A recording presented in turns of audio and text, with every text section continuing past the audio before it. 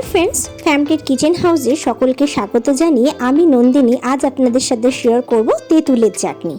তবে এই চাটনি কিন্তু দেশি চাটনি নয়, ভাতের সাথে কিন্তু এই চাটনি একদমই চলে না। এই চাটনি হলো সেই চাটনি যেটা দোকানে আমরা সিঙ্গারা, কচুরি অথবা ধোকলার সাথে পেয়ে থাকি। দোকানে এই তিনটে জিনিস কিনলে তার সাথে যে চাটনিটা সার্ভ করা হয়, আজ আমি সেই চাটনির রেসিপি আপনাদের সাথে শেয়ার করব। ঘরে থাকা কয়েকটা সামান্য উপকরণ দিয়েই কিন্তু এই অসাধারণ চাটনিটা তৈরি করে নেওয়া যায়, যা ছোট থেকে বড় সকলেই কিন্তু ভীষণ পছন্দের। খুব সহজেই এবং খুব কম সময়ে কিন্তু এই চাটনিটা বাড়িতেই তৈরি করে নেওয়া যায়। তাহলে চলুন আজকে দেখে নেওয়া যাক এই অসাধারণ মিষ্টি চাটনিটা বাড়িতে কি করে তৈরি করে নেওয়া যায়। তার জন্য পুরো ভিডিওটা অবশ্যই শেষ পর্যন্ত দেখার অনুরোধ রইল। রেসিপিটি যদি ভালো লেগে থাকে আমার চ্যানেলকে সাবস্ক্রাইব করে আমার পাশে থাকার অনুরোধ রইল আপনাদের সকলের কাছে। আর পাশে থাকা বেল আইকনটি অনে সেট করে দেবেন, যাতে নতুন কোনো রেসিপি আপডেট করলে তার নোটিফিকেশন সবার আগে আপনাদের কাছে পৌঁছে যায়। তাহলে চলুন দেরি না করে ঝটপট শুরু করে দেওয়া যাক আজকের রেসিপি, তেঁতুলের চাটনি। আমি এখানে 10-12টা তেঁতুল নিয়েছি। যেহেতু এই চাটনির মেন উপকরণ হচ্ছে তেঁতুল, তাই তেঁতুল কিন্তু অবশ্যই লাগবে। আর এই তেঁতুলটা আমার স্টোর করা তেঁতুল। বছরে যে সময় নতুন তেঁতুল ওঠে সেই সময় তেঁতুল কিনে তেঁতুলের খোসা ছাড়িয়ে এবং দানা ছাড়িয়ে ভালো করে রোদে শুকিয়ে অল্প একটু লবণ দিয়ে কিন্তু এটা কাচের বয়মে স্টোর করে রাখা ছিল। সেই কারণে এতে কিন্তু কোনো দানা নেই।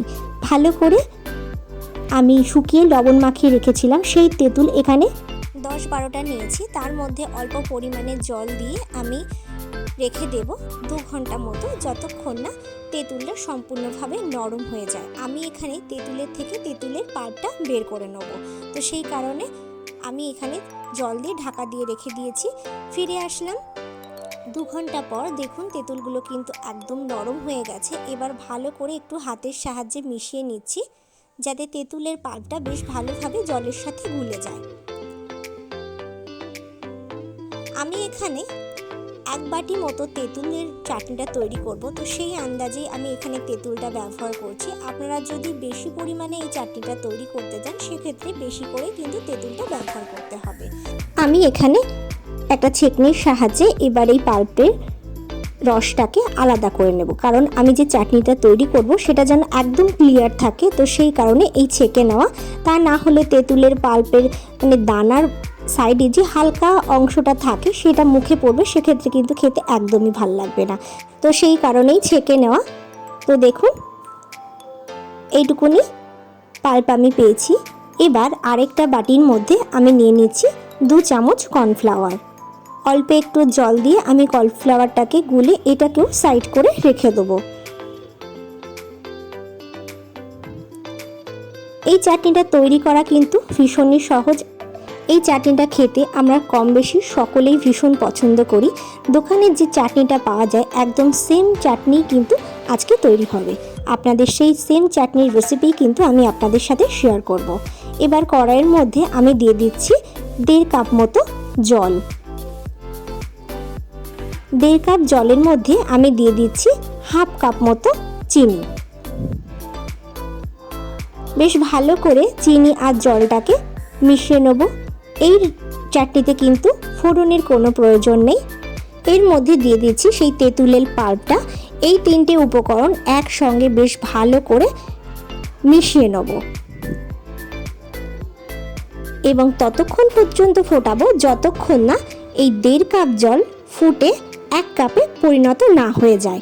আর এই ফোটানোর সময় এর মধ্যে দিয়ে দেবো অল্প পরিমাণে একটু লবণ,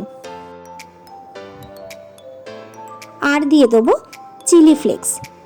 এই চাটনিটায় কিন্তু একটু ঝাল ঝাল মিষ্টি মিষ্টি তৈরি হবে, তো সেই কারণে আমি এখানে চিলি ফ্লেক্সটা ব্যবহার করলাম। আর দিয়ে দিচ্ছি অরেঞ্জ রেড ফুড কালার। আপনারা যদি ডিপ গাঢ় লাল করতে চান তো সেক্ষেত্রে শুধু রেড কালারই ব্যবহার করতে পারেন। যেহেতু আমার কাছে অরেঞ্জ রেড ফুড কালারটাই ছিল, তো সেই কারণে আমি সেটাই ব্যবহার করেছি।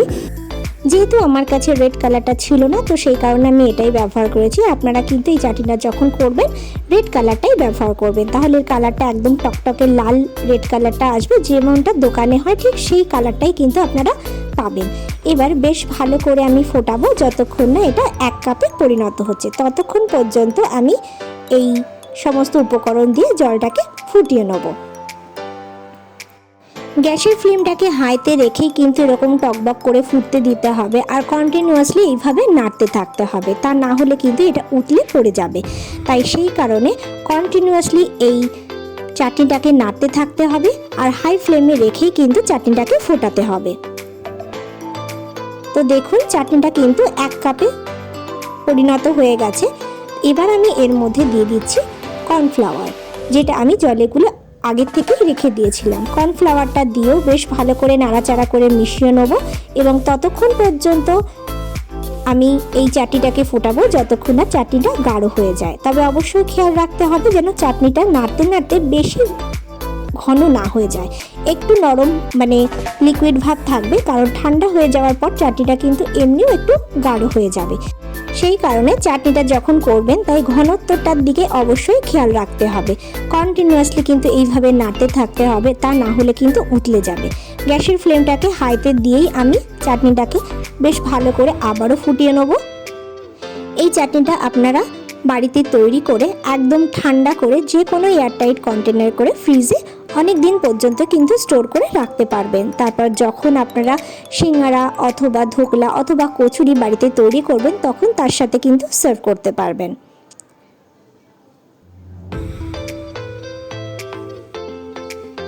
তো দেখুন চাটনিটা কিন্তু একদমই রেডি হয়ে গেছে। বেশ ভালো করে ফুটিয়ে নিয়েছি। 1 কাপের থেকেও জলের পরিমাণটা কিন্তু একটু কমে গেছে, নিশ্চয়ই বুঝতে পারছেন। এবার আমি সার্ভ করে দেবো। তেঁতুলের চাটনি কিন্তু একদমই তৈরি।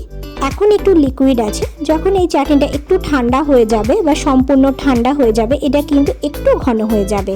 আমি যে পরিমাণে জলটা নিয়েছি সেই জলে কিন্তু 1 বাটি চাটনি কিন্তু তৈরি হয়েছে, তাই অবশ্যই পরিমাণটা মাথায় রাখবেন। তাহলে দেখলেন তো ঘরে বসেই খুব সহজেই কিভাবে দোকানের মতো চাটনি তৈরি করে নেওয়া যায়। আজকের এই রেসিপিটি অবশ্যই বাড়িতে একবার হলেও ট্রাই করার অনুরোধ রইল। আশা করছি আপনাদেরও ভীষণ ভালো লাগবে। রেসিপিটি বাড়িতে ট্রাই করে আমাকে কমেন্ট করে জানাতে ভুলবেন না যে আজকের রেসিপিটি আপনাদের কেমন লাগলো। রেসিপিটি যদি ভালো লেগে থাকে লাইক করবেন, শেয়ার করবেন। সকলে ভালো থাকুন, সুস্থ থাকুন এই কামনা নিয়ে এখানেই শেষ করছি। আবারও ফিরে আসবো নতুন কোনো রেসিপির ভিডিও নিয়ে। ভিডিওটি শেষ পর্যন্ত দেখার জন্য অসংখ্য ধন্যবাদ।